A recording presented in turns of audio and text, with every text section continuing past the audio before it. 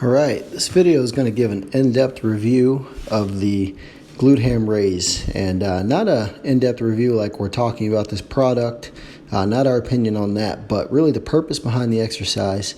In my personal opinion, it is one of the most important pieces of equipment in the gym, one of the most underutilized for building the posterior chain, and we're going to talk a little bit about that.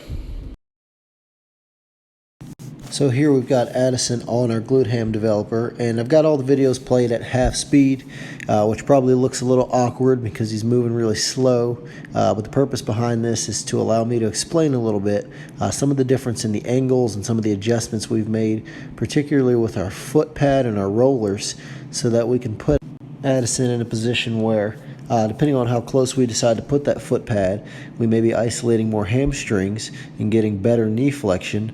And if we decide to kick that foot pad out just a little bit, then we're getting a little more flexion from the hips, which is allowing us to work more of our glutes and our erectors. So first things first, we'll just talk a little bit about the movement here. Whether the foot pad is close or far away, Addison's really going to position himself the exact same way, okay? He's going to push his heels all the way against the foot pad, and if he can reach it, he's going to put his knees right on the edge of the Glute Ham Developer. So here what we've done is we've moved that foot pad close to focus more on the hamstrings. If you look at Addison's knees, he's at the maximum angle he could possibly be at to develop knee flexion.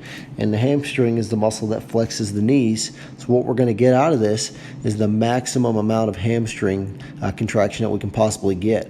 And if the roller pads weren't there, he would essentially be sitting on his feet because his knees are flexed as much as his knees could possibly be flexed.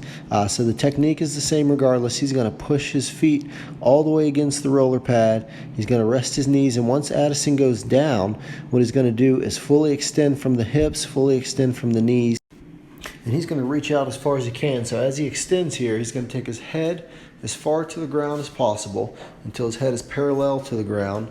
This is the eccentric motion where the muscles are elongated, and as he's coming up, he's going to bring his head up until it is parallel to the ceiling. Now at the top, he's going to finish the range of motion by fully flexing his knees and kind of returning to that position that we were in when we first started, where his knees were flexed, and if the pad wasn't there, he'd be sitting on his feet.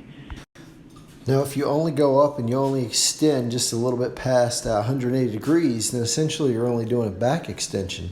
So to get the full benefit of this exercise, you really need to make sure that at the top, you're returning to the starting position. If you want to put your emphasis on the hamstrings, then put the foot pad as close as possible to optimize knee flexion. If you'd like to focus on the glutes, then extend the foot pad so that you're focusing more on flexion of the hips.